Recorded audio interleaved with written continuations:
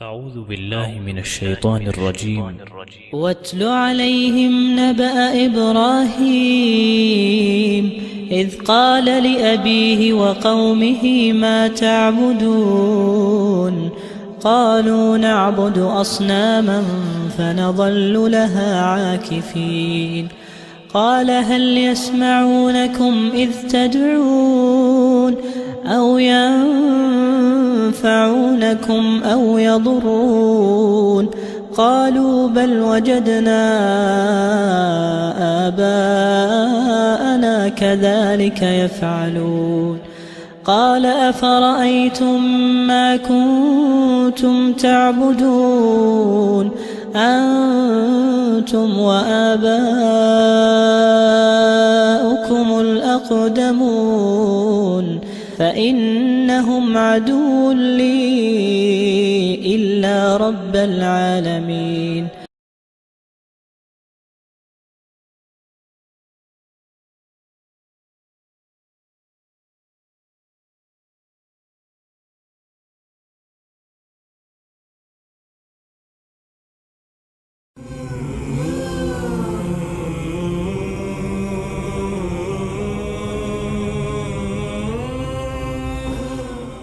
بسم اللہ الرحمن الرحیم.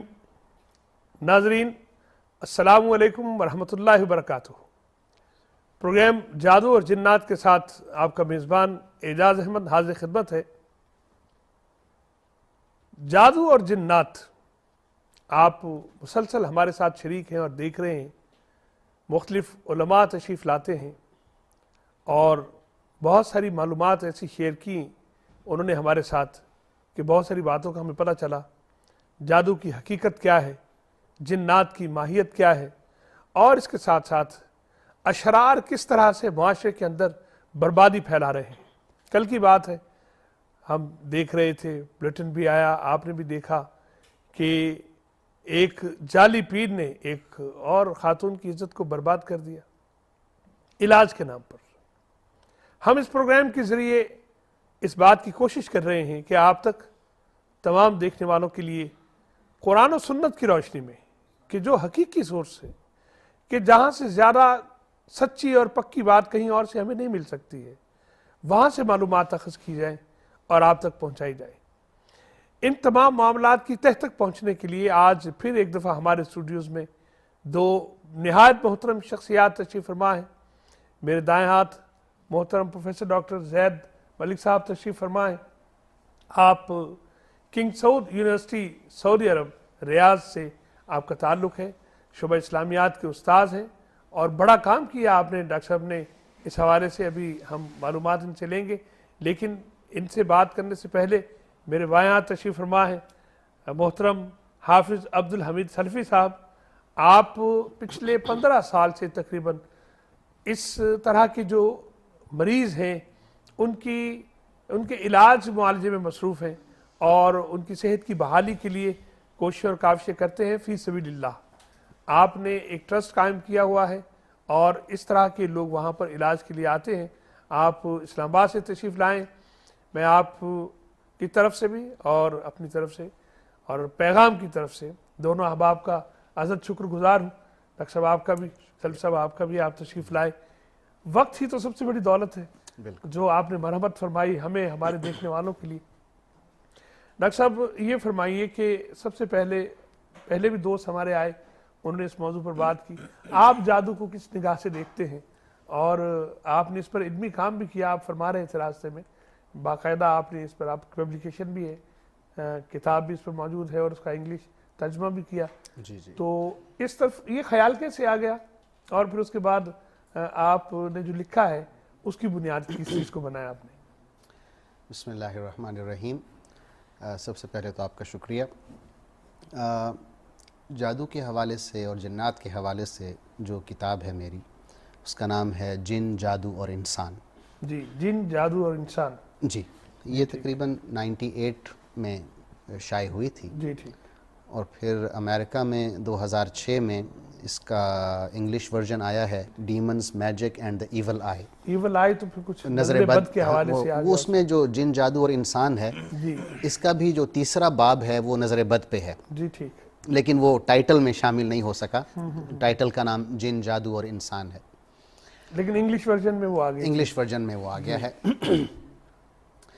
جادو کی تعریف مجھے کرنے سے پہلے ہمارے اسلاف نے کی ہے. جی جی. اور قرآن مجید میں پہلے ہی سپارے میں سورہ بقرہ میں آیت نمبر 102 میں اس کا ذکر ہے.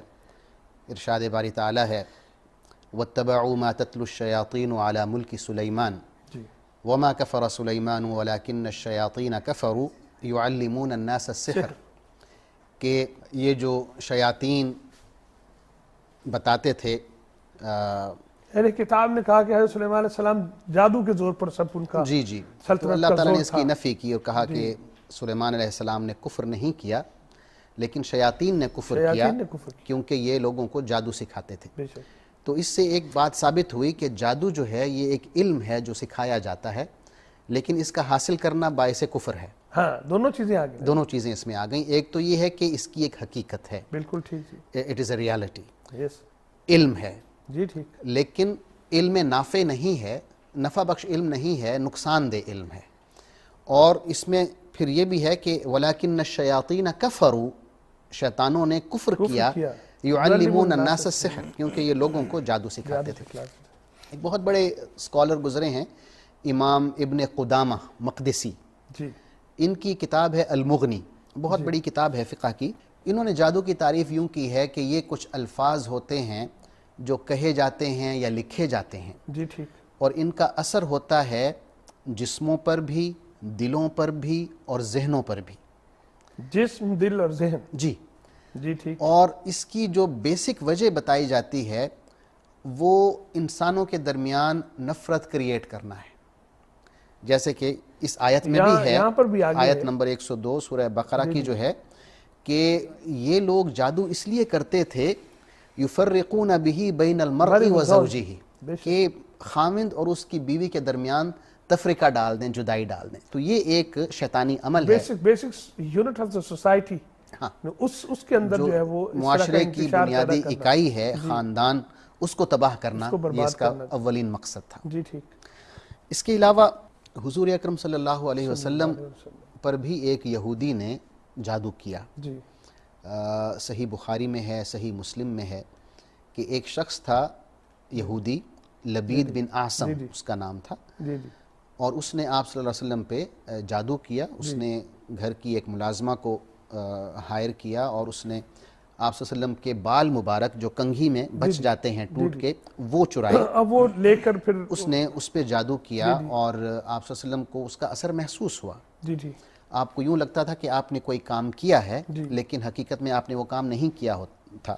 تو یہ دن کے چند ساعتیں آپ کو یہ محسوس ہوا. یہ یہاں سے بھی ہم یہ کہہ سکتے ہیں کہ جادو جو ہے وہ حقیقت ہے اور اس پر جو ہے اس میں کوئی شک نہیں ہے. اور پھر حدیث میں آتا ہے، حضرت عائشہ رضی اللہ تعالی عنہ نے یہ حدیث روایت کی ہے کہ آپ نے فرمایا کہ عائشہ میں نے پھر بہت دعا کی اور اللہ تعالیٰ نے مجھے خواب میں دکھایا کہ ایک شخص میرے سرہانے بیٹھا ہوا ہے، دوسرے پائنتی کی طرف ہے اور دونوں باتیں کر رہے ہیں. تو ایک شخص پوچھتا ہے کہ انہیں کیا ہوا ہے، تو دوسرا کہتا ہے کہ جادو ہوا ہے. تو پھر وہ جادوگر کا نام بتاتا ہے کہ لبید بن اعصم ہے، اور یہ بھی بتاتا ہے کہ بال جو بچے تھے اس پر کیا، اور یہ بھی بتاتا ہے کہ یہ جو ہے جادو کا عمل اس نے ایک کنواں ہے بئر زروان، وہاں پہ چھپا دیا ہے. تو آپ صلی اللہ علیہ وسلم چند صحابہ کو لے کے جاتے ہیں اور اس کنویں کو بھروا دیتے ہیں. یہ چونکہ ایک پہلے بھی ہم اس کو ڈسکس کیا ڈاکٹر صاحب ایک پروگرام میں تفصیلات، تو یہ اس کو یہیں رکھتے ہوئے میں ذرا اس چونکہ آپ کے پاس تھیری اور ماشاءاللہ آپ نے جو کام کیا ہے تو ایک پریکٹیکل شخصیت ہمارے ساتھ موجود ہے، حافظ عبدالحمید سلفی صاحب. آپ پچھلے 15 سال سے 16 سال سے آپ فرما رہے ہیں، تو آپ سب اس طرف خیال کیسے آ گیا اس علم کو سیکھنے کا جس کے ذریعے جادو اور جنات کا توڑ کرتے ہیں آپ اور اس طرح کے جو پیشنٹس ہیں ان کو ڈیل کرتے ہیں؟ تو اس طرف پہلے یعنی وہ جو ٹرینڈ سیٹ ہوا اس کی کیا وجہ بنی؟ کوئی ایسی خاص وجہ تو نہیں تھی جی، لیکن جامعہ اسلامیہ گجرانوالہ میں مولانا فاروق احمد راشدی صاحب جی، ہمارے شیخ الحدیث تھے، جی، وہ جامعہ میں جادو کا علاج یا لوگوں کو دم وم کرتے تھے. جی ٹھیک. تو جب ان کے پاس مریض آتے تو ان مریضوں کی حالت دیکھ کے ایک بڑا تجسس سا دل میں پیدا ہوتا. کیسی حالت ہوتی تھی جو مریض ہیں کیا کرتے؟ جادو کے مریضوں کی مختلف حالتیں ہوتی ہیں. جی. یعنی کوئی کسی کو دورہ پڑا ہوا اٹھا کے لے کے آنا اور پھر شیخ نے دم کرنا اور وہ ٹھیک ہو کے واپس چلا جانا. یعنی وہ بے ہوش ہوتے تھے لوگ؟ بے ہوش اور منہ سے پانی نکل رہا ہوتا ہے. اچھا جی. اور ہاتھ مڑے ہوئے ہوتے ہیں, بعض کے منہ مڑے ہوئے ہوتے تھے. کچھ ایسی کیفیت بھی کہ کوئی لگتا ہے کہ یہ نہیں بول رہا, کوئی اور بول رہا ہے اس کے اندر کچھ اس طرح اس سے؟ حالت میں ایک تو بندے کی آواز میں چینج آ جاتا ہے. اچھا جی. آواز بدل جاتی ہے اور محسوس ہو رہا ہوتا ہے کہ یہ وہ نہیں بول رہا جو بندہ ہے. جی ٹھیک. اور اگر کوئی میل ہے تو وہ بعض اوقات فیمیل کی آواز سے اندر بولتا ہے. اچھا جی. اگر کوئی فیمیل ہے تو اس کی اندر جسم سے کوئی میل کی آواز سے بول رہا ہوتا ہے, جو عام حالات میں ممکن نہیں. عام حالات میں ممکن نہیں ہے. اور جادو کی تعریف بھی اسی طرح ہی ہے. شیخ بیٹھے ہیں کہ ایک ایسا عمل جو حقیقت سے ہٹ کے ہو, جی, جسے عقل ذہن ماننے کے لیے تیار نہ ہو, جی ٹھیک. لیکن وہ عمل آپ کے سامنے دکھائی دے رہا ہو, اسی کو جادو کہتے ہیں. جی ٹھیک. اور اس موضوع پہ میں نے اپنا ایک لیکچر دیا تھا, جادو, معجزہ اور کرامات کے موضوع پہ. جی ٹھیک. فرق اس میں آپ نے جو ہے وہ کام ایک ہی ہے. یعنی کرامات میں, نبی کے معجزہ میں اور جادو میں کام ایک ہی ہوتا ہے.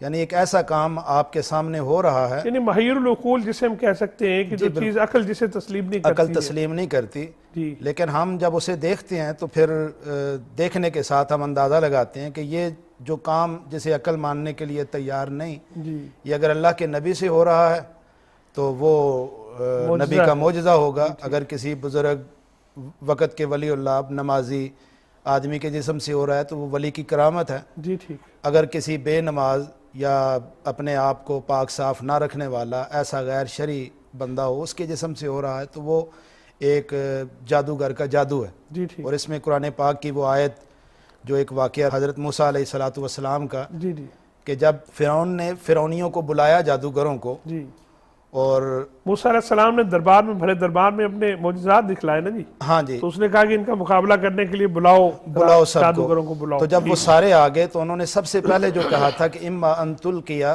و اما ان نکون اول من القا, موسیٰ آپ پھینکو گے یا ہم پھینکیں؟ جی ٹھیک. تو موسیٰ علیہ السلام نے کہا کہ بھائی میں تو کچھ نہیں جانتا, بس جو پھینکنا ہے آپ ہی پھینکو.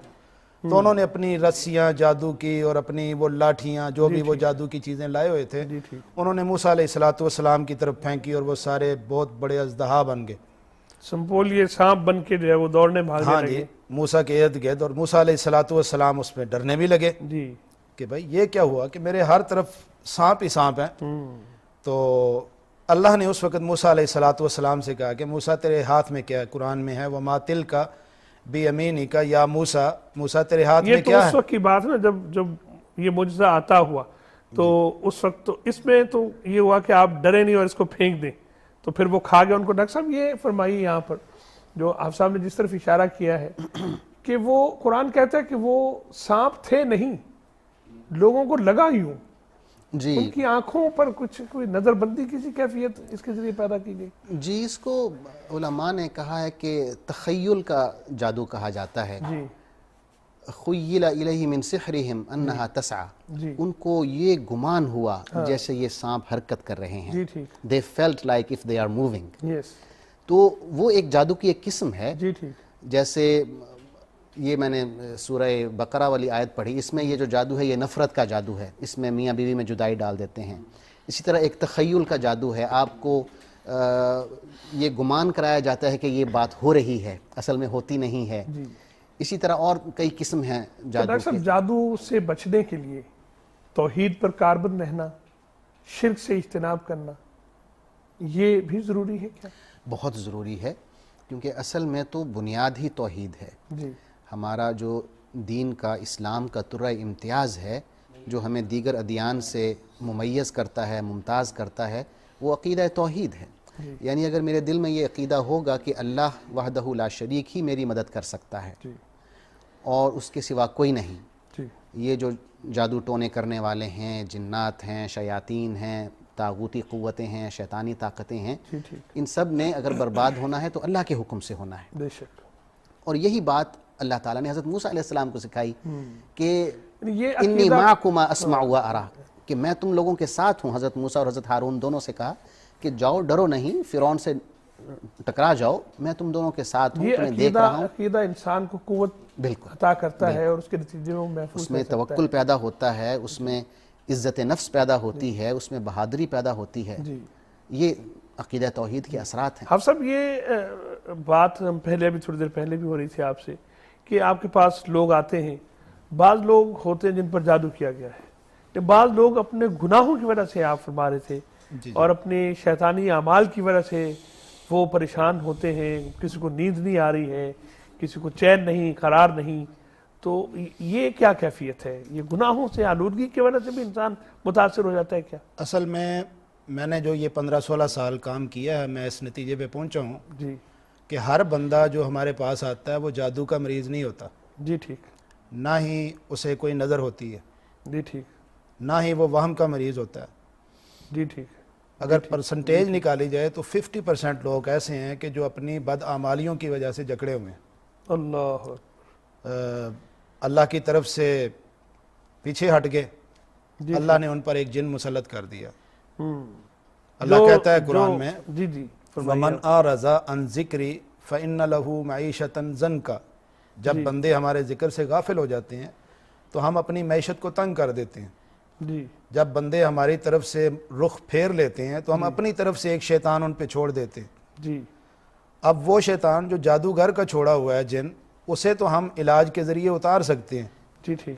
جو اللہ نے اس پہ چھوڑا ہے وہ ہمارے سے تو نہیں اترے گا. صحیح. ہمارے پاس جو مریض آتے ہیں سب سے پہلے ہم انہیں اللہ کی طرف لگاتے ہیں. جی ٹھیک. انہیں کہتے ہیں کہ نماز پڑھو, وہ نماز پڑھنا شروع کرتے ہیں, صبح شام کے اذکار, دعائیں, انہیں مسنون صورتیں جو ہم پڑھنے کے لیے دیتے ہیں. یہ دعائیں ہم نے ضرور سننی آپ سے, اور یہ سنے بغیر ہم جانے نہیں دیں گے. ہاں انشاءاللہ. لیکن وقت ابھی ہوا ہے ایک چھوٹی سی بریک کا. ناظرین, بات ہو رہی ہے کہ وہ دعائیں کون سی ہیں جو جادو کے لیے ہمارے اور جادو کے درمیان ایک رکاوٹ بن سکتی ہیں. ابھی لیتے ہیں, سنتے ہیں وہ دعائیں, اور ڈاکٹر صاحب سے کچھ ہم نے بہت ضروری سوالات کرنے ہیں. چھوٹی سی بریک, لیکن اس میں ان لوگوں کو بلا لیجئے جو سنجیدہ نوعیت کی بات سننے کو پسند کرتے ہیں. ایک چھوٹے سے وقفے کے بعد ملتے ہیں انشاءاللہ العزیز.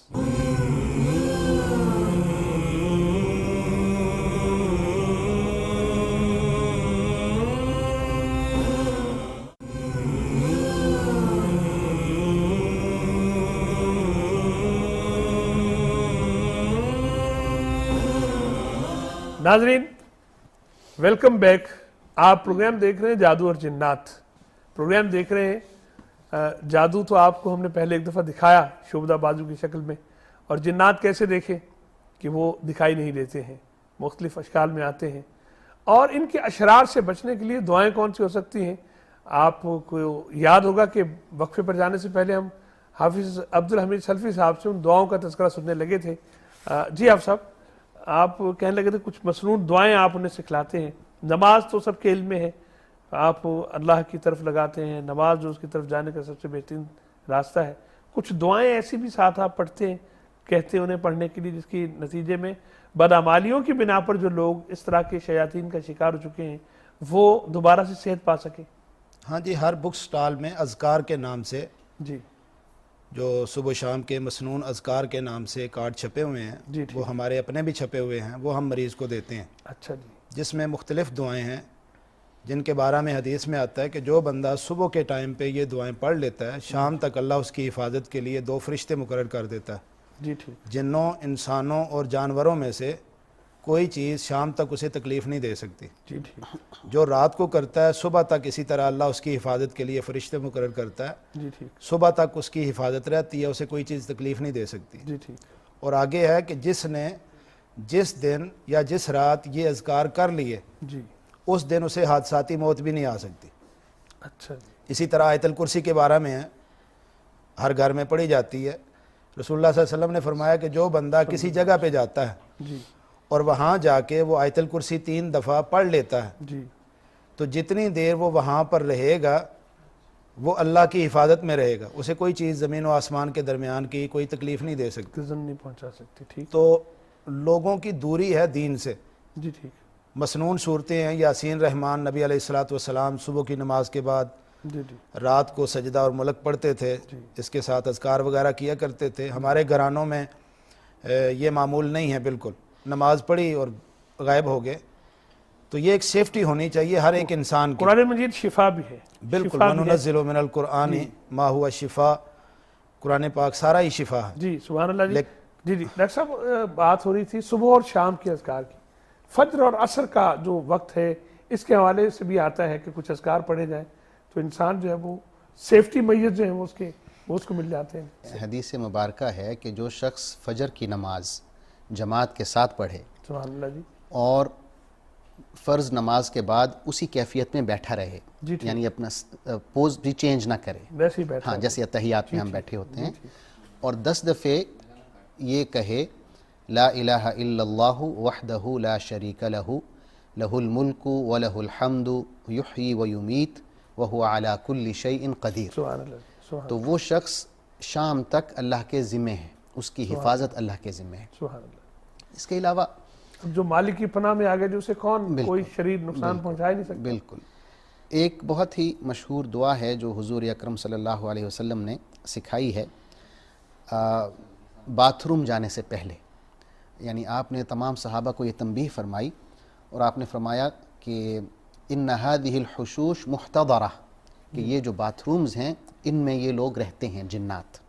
اچھا جی، یہ ان کے جو گندگی کی جگہیں ہیں وہاں پہ یہ لوگ رہائش پذیر ہوتے ہیں۔ جی، تو آپ نے فرمایا کہ جب تم داخل ہو اس کا ادب یہ ہے کہ الٹے پاؤں سے آپ داخل ہوں جی ٹھیک، اور سیدھے پاؤں سے آپ باہر نکلیں باتھ روم سے، اور دعا پڑھتے ہوئے داخل ہونے سے پہلے آپ نے یہ دعا پڑھنی ہے اللہم انی اعوذ بک من الخبث والخبائث، جی، جس کا مطلب ہے کہ اے اللہ میں تیری پناہ میں آتا ہوں مرد اور خواتین جنات سے، ان کے شر سے میں تیری پناہ میں آتا ہوں۔ جی ٹھیک، تو اس میں یہ ہے کہ اللہ تعالیٰ کی حفاظت ہے۔ جی ٹھیک، پھر آپ صلی اللہ علیہ وسلم نے یہ بھی فرمایا کہ یہ جو مغرب کا وقت ہے، جی، یعنی سورج غروب ہوا اور اس وقت سے لے کے تقریباً اندازاً آپ سمجھیں 20-25 منٹ، جب ذرا ہلکا سا اندھیرا نہیں ہو یعنی جاتا، سورج غروب ہونے سے پہلے اس وقت میں اور ذرا اندھیرا ہونے سے پہلے کا جو وقت ہے، جی، یہ بڑا خطرناک چیز یہ شیاطین کے نکلنے کا ہے، اس میں وہ منتشر ہوتے ہیں۔ ہوتے ہیں۔ تو آپ نے خصوصی طور پہ ڈاکٹر صاحب اپنی ڈیوٹیز پر نکلتے ہیں وہ، ان کا نکلنا جو ہے ڈیوٹیز ہیں یا جو بھی ہے، لیکن ایک یہ ہے کہ بہت ہی زیادہ تعداد میں ان کا باہر نکلنا جو ہے، تو بہتر ہے کہ ان کے ساتھ ہمارا انٹریکشن نہ ہو۔ تو آپ نے خصوصی طور پہ جو تنبیہ فرمائی ہے وہ بچوں کے لیے ہے۔ اچھا، آپ نے فرمایا کہ اس وقت بچوں کو آپ باہر جانے سے روکیں، اس وقت بچے ہاں جی، جب وہ پہر گزر جائے اور رات شروع ہونے لگے پھر بے شک آپ بھیجیں۔ تو یعنی وہ ایک خصوصی وقت ہے جس میں آپ صلی اللہ علیہ وسلم نے ہمیں خبردار کیا ہے۔ آپ نے فرمایا کہ آپ کسی نئی جگہ پہ جاتے ہیں، آپ سفر کر رہے ہیں، آپ نے مختصر قیام کیا، تو آپ وہاں پہ پہنچتے ہی یہ دعا پڑھ لیں اعوذ بکلمات اللہ التامات من شر ما خلق، کہ میں اللہ تعالیٰ کی مکمل ترین صفات کی پناہ میں آتا ہوں ہر اس شریر مخلوق سے جو اللہ نے پیدا کی ہے۔ صاحب یہ آپ بھی لوگوں کو احتیاط کی تجویز پیش کرتے ہیں کہ باہر بھی ویرانوں میں جاتے ہوئے کہیں کسی ایسی جگہ پر نہ بیٹھے، رفع حاجت کے لیے خاص طور پر بعض اوقات درختوں کی کھو میں یا ویرانوں میں اس طرح کی جگہیں جہاں پر جو ہے وہ شیاطین کا بسیرا ہوتا ہے یا جنات رہتے ہیں خاص طور پر، تو ان کے لیے پرابلم ہوتی ہے اور وہ پھر انتقام لیتے ہیں۔ شریعت میں ہر عمل سے پہلے کی دعا موجود ہے۔ جی بے شک، اگر دعا میں اللہ سے تعلق یاد اس کی، جی کیونکہ اگر دیکھا جائے تو جنات اور انسانوں کو اللہ نے 9 حصوں میں تقسیم کر دیا۔ اچھا جی، ایک حصہ انسانوں کا، 9 حصے جنات کے۔ یہ جو جنات ہمیں نظر نہیں نہ آتے، جی ہماری آنکھوں سے انہیں اوجل رکھا گیا ہے، اس میں بڑی اللہ کی حکمت ہے جی، کہ اگر ہمیں دکھا دیے جاتے تو وہ تعداد میں اتنے زیادہ تھے کہ ہم تو انہیں دیکھ دیکھ کر ڈرنا شروع ہو جاتے۔ اللہ اکبر۔ تو اب ہر گھر میں جنات موجود ہیں، اچھا جی، واش روم میں جائیں وہاں پہ موجود ہیں، لیکن شریعت نے دعائیں سکھا دیں۔ یعنی کم از کم وہ تو ہے نا جو ہمارے ساتھ پیدا کیا گیا ہے، ہر وہ انسان تو ہے کے ہی ساتھ ہے، ایک جن ہے۔ اس کے علاوہ ہر گھر میں جنات موجود ہیں۔ اچھا جی، لیکن اب گھر میں آئے ہیں تو دعا ہے، گھر میں داخل ہوں تو یہ دعا پڑھیں اللہم انی اسألک خیر المولج و خیر المخرج بسم اللہ ولجنا وعلی اللہ ربنا توکلنا۔ جب آپ دعا پڑھ کے کسی گھر میں داخل ہو جائیں گے تو اللہ آپ کو ان جنات سے محفوظ کر لے گا. ویسے ہمارے بس کی بات نہیں ان سے بچنا, لیکن شریعت نے دعائیں اسی لیے رکھی ہیں کہ اللہ ان دعاؤں کے ذریعے ہمیں بچا. ہم جنات کے مقابلے میں کمزور مخلوق ہیں. کمزور نہیں, تعداد میں کم ہے, لیکن ایمانی طاقت کے لحاظ سے انسان سے بڑھ کر کوئی طاقتور نہیں. سبحان اللہ جی. تو اس میں ڈاکٹر صاحب یہ جو بھی بات ہو رہی تھی جنات کی طرف ہم آ گئے یا جنات ہماری طرف آ گئے, یہ فرمائیے کہ جن جو ہے وہ ان کا مادہ تخلیق تو آگ ہے اور یہ سرایت کر جاتے ہیں, تو ایک سوال ہمیں آیا ایکچولی کہ جی اگر وہ آگ سے بنے ہیں اور سرایت کر جاتے ہیں تو پھر آدمی جلتا کیوں نہیں؟ تو اس پر ذرا تھوڑی سی وضاحت فرما لیجیے. حدیث میں آتا ہے کہ ان کا جو اصل مادہ تخلیق ہے وہ آگ ہے, فرشتوں کا نور ہے اور آدم علیہ السلام کا مٹی ہے.